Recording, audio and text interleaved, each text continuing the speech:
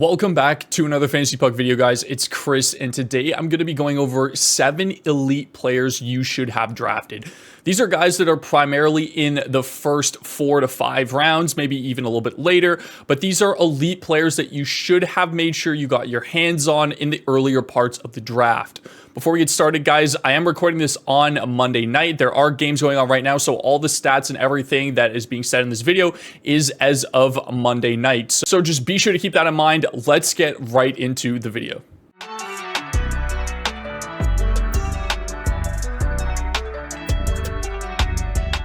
Starting us off, we have Auston Matthews of the Toronto Maple Leafs, and regardless of whether you took him at 3rd overall or not, or if you went with McKinnon, for example, that's fine. But if you passed on this guy at number 4 and went with some other player for whatever reason, you are definitely kicking yourself early on here. He was our consensus number 3 pick in our rankings, and we've seen a absolutely lights out start from Auston Matthews with back-to-back hat tricks.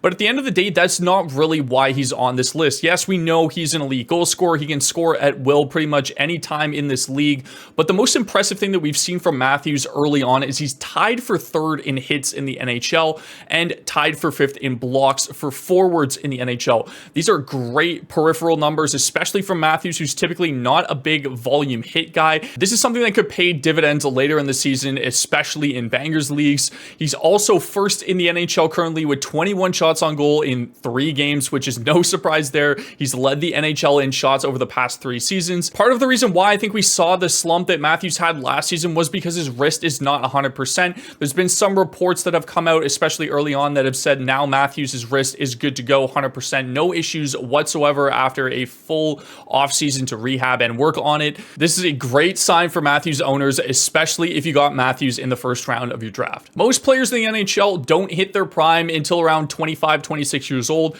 Jack Hughes is hitting it at 22 years of age, at 100 points last season, and I understood some of the hesitation to take him after some health concerns the year before, but he was still over 100-point pace, which showed that he could reach these high point totals. Hughes is already torching the league at the start of the season with 6 points in 3 games. He has 4 primary assists in that time, 30 shot attempts, which ranks him 5th, and he's tied for 5th currently in shots on goal. His average time on ice is well over 22 minutes. This is great signs if you ended up getting Jack Hughes, who in my opinion had the highest upside out of any player in the later first round. There's just so much potential for this guy, and I truly believe he can compete with Matthews and McKinnon in terms of production this season. If you were able to get Jack Hughes at the later half of your first round or even early second, this is a huge win for you. JT Miller is somebody that is considered elite when it comes to bangers leagues, and yes, he's had a hot start to the season with 4 points in 2 games. If you had the opportunity to grab this guy in the mid to late second round, you definitely should have.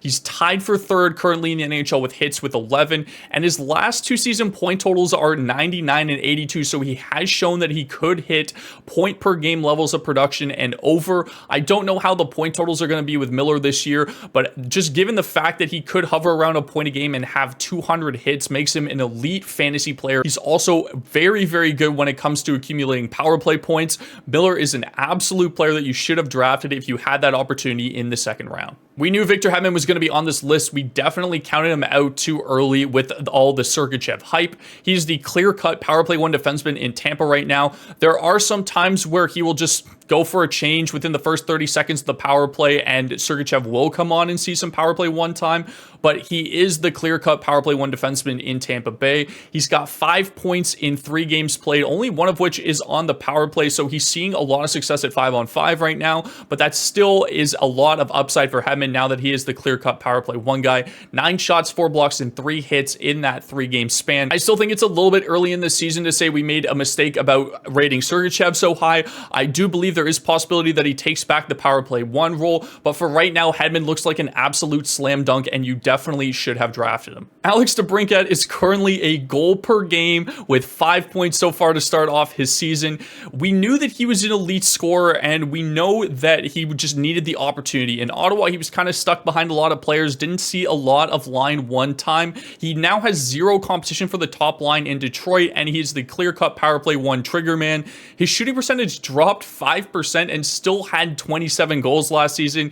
If you don't believe this guy is an elite shooter, I don't know what to tell you at this point. He is honestly sneaky durable. He hasn't missed a game in the past 2 seasons, and he has good shot and hit volume, making him an elite player in fantasy leagues. Now that DeBrincat has zero competition around him and is the #1 trigger man on a team, I think he is going to eat this season. DeBrincat is definitely a player that I wish I got to more in my drafts. Up next, we have Alexandar Georgiev of the Colorado Avalanche. This is an elite of volume goalie that you were able to get outside of round 3 for the majority of drafts. Depends on your league scoring, obviously, but I did see him going in like the 4th and 5th round. It also depended on when your league was drafting, whether it was pre or post Vasilevsky injury that would have affected this guy's value, but he is no doubt an elite volume goaltender now in Colorado. The Avs look scary this season, and they are definitely on a revenge tour to get back to one of the best teams in the league after taking that hit in the playoffs last year to Seattle. Especially with Francouz being out for right now, Georgiev is going to get a ton of starts and is going to be elite in pretty much every single goalie category that you could count. At the time of this recording, he has only 3 goals against in 2 games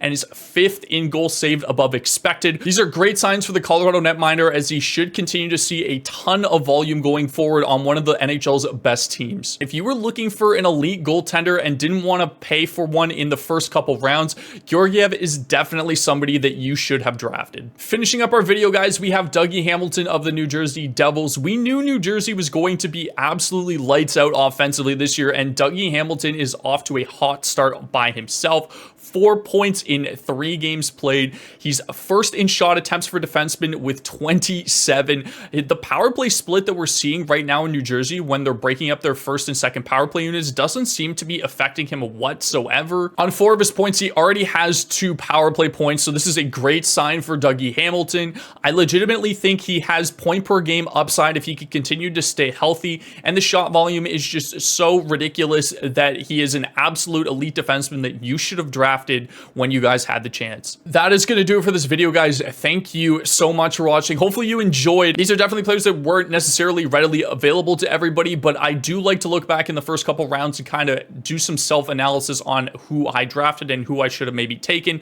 just to give myself an idea of potentially players to target later on in the season. So hopefully you guys got some value out of this, but thank you so much for watching. Leave a like and leave a comment down below on an elite player that you think you should have drafted, or you think that you should have gotten more of in most of your drafts. I will be looking in the comments down below to see what you guys say. But again, thank you so much for watching. Have yourselves a fantastic rest of the day.